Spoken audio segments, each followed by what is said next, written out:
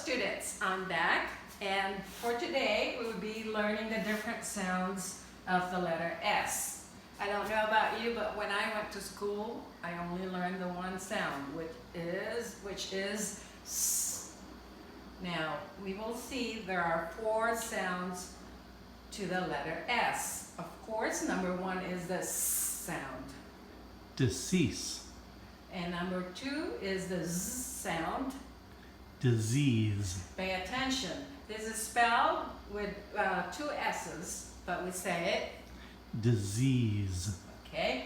But when you read it like the way it is written, Disease.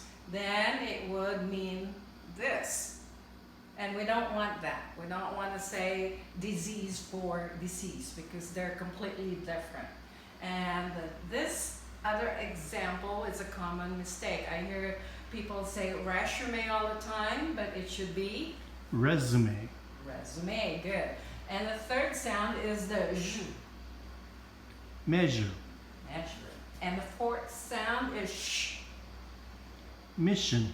Okay. For the next video, we will see the rules for when to say each sound. And if you have any questions, just message me. Until next time, bye.